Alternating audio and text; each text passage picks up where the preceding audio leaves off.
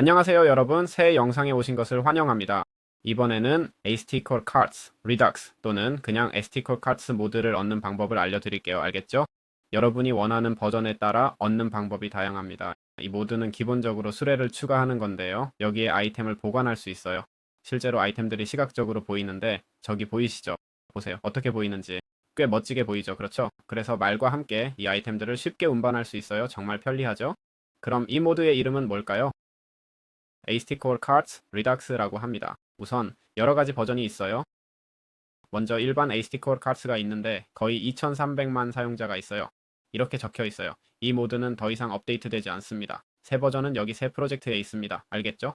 4G와 Fabric 버전이 있습니다. 자, 4G는 주시파트가 만든 레둑스라고 하고 다른 하나는 JMB링브 905가 만든 Nifty Cards라고 해. 알겠지? 그래서 간단히 파일이라고 하면 돼. 보다시피 모드로더로 가면 forge와 no forge가 있어. 알겠지?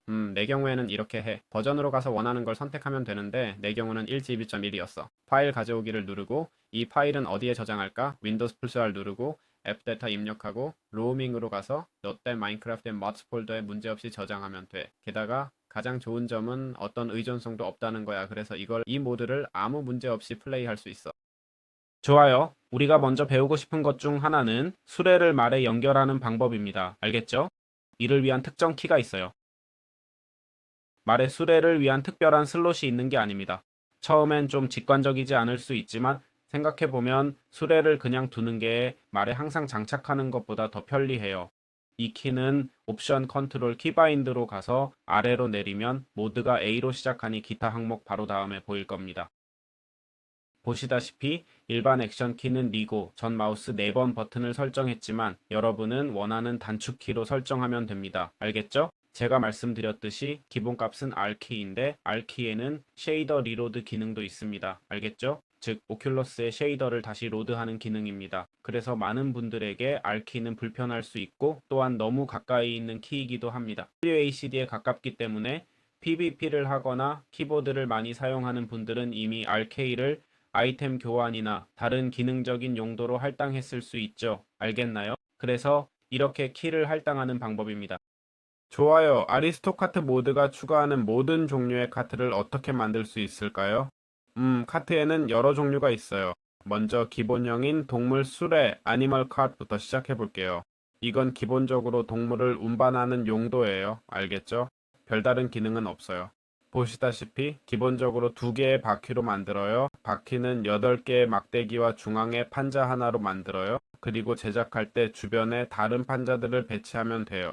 그 다음 보급 수리 서플라이 카트는 바퀴, 판자 두 개의 상자로 만들어요. 알겠죠? 마지막으로 쟁기 플라워낫는 두 바퀴와 막대기, V자 모양의 판자 3개로 만들어요. 보급 수레는 약간의 물건을 실을 수 있어요. 보시다시피 6줄에 국한 총 54개의 슬롯이 있어요. 그리고 다른 한편으로는 쟁기가 있어요. 알겠죠? 쟁기는 기본적으로 여러 도구를 장착해서 땅을 갈거나 평평하게 하거나 할 수 있어요. 아니, 평평하게 하기보다는 삽으로 흙길을 만드는 거예요. 그래서 RK를 눌러 카트를 해제하면 원하는 것을 문제없이 선택할 수 있어요. 좋아. 쟁기 수레는 어떻게 사용하지?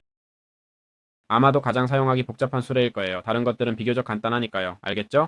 우선 두 가지 방식을 번갈아 쓰는 법을 가르쳐 줄게요. 알겠죠? Shift 키를 누르지 않고 뒤로 가면 말을 사용할 수 있어요. 알겠죠? 그리고 이제 움직이면 보시다시피 매우 빠르게 움직여요.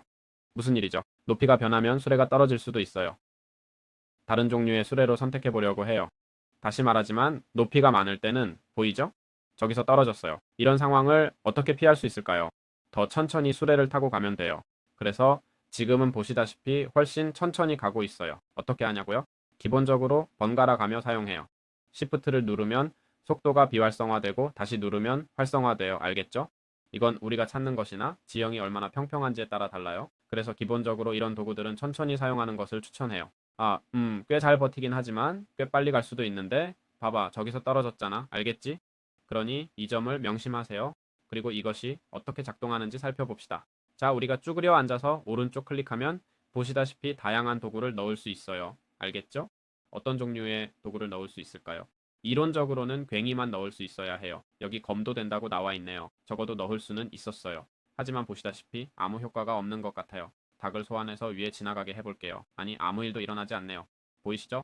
그래요, 검은 작동하지 않아요. 작동하는 건 괭이와 삽이에요. 알겠죠? 일부 버전에서는 도끼도 된다고 하는데 사실인지는 모르겠어요. 보시다시피 삽은 길을 패스로 바꾸고 괭이는 땅을 갈아줘요. 알겠죠? 도끼는 아무 효과도 없는 것 같아. 알겠지? 생각조차 하지 마. 그냥 이렇게 작동하는 거야. 반면에 보셨듯이 클릭하면 위로 올리고 우클릭하면 아래로 내려가요. 꽤 직관적이네요. 기본적으로 위에 있으면 작동하지 않아요. 즉 작동하지 않고 아래에 있으면 작동해요. 세 종류의 괭이를 놓는 게 좋을 거예요. 나무 괭이도 괜찮아요. 닳지 않으니까 최고급일 필요 없어요. 알겠죠? 가장 품질이 낮은 괭이를 사용하는 걸 추천해요. 미적으로는 예쁘지 않을 수 있지만 가장 효과적인 이것으로 AST 모드에 대해 모두 발음하기 좀 어렵네요, 사실. 마음에 드셨길 바랍니다. 설명란에 제 인공지능 강좌가 있으니 확인하세요. 다음 영상에서 만나요. 안녕히 계세요.